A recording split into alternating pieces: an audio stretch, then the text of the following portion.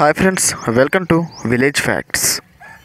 మనం తినే ఆహారంలో ఏవైనా లోపాలున్నా లేదా మనం తినే ఆహారంలో ఏవైనా మలినాలున్నా మన శరీరంలో చెడు రక్తం అధికమైపోతూ ఉంటుంది.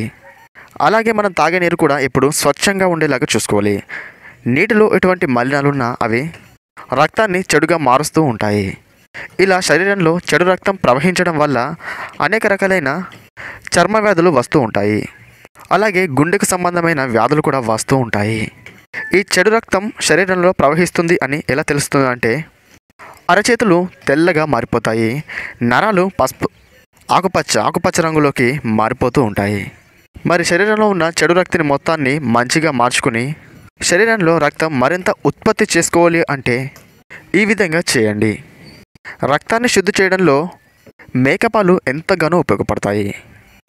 మేకపాలు గ్లాసుడు తీసుకుని అందులో ఒక చెంచాడు స్వచ్ఛమైన పుట్టతెనని వేసి బాగా కలుపుకొని రోజు పరిగడుపున తాగుతున్నట్లయితే శరీరంలో ఉన్న చెడు రక్తం మొత్తం మంచి రక్తంగా మారిపోతుంది.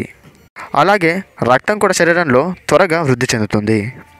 అలాగే మీలో రోగ నిరోధక శక్తి పెరుగుతుంది.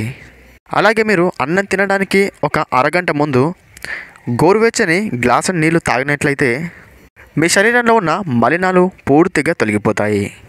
అలాగే రక్తంలో ఎక్కడైనా ఫ్యాట్ ఉన్నట్లయితే ఆ ఫ్యాట్ కూడా పూర్తిగా కరిగిపోతుంది. రక్త ప్రసరణ వ్యవస్థ సాఫీగా సాగుతుంది. ఈ 2 చిట్కాలను పాటించి మీ రక్తాన్ని త్వరగా శుద్ధి చేసుకోండి. 100 ఏళ్ళు ఆరోగ్యంగా జీవించండి.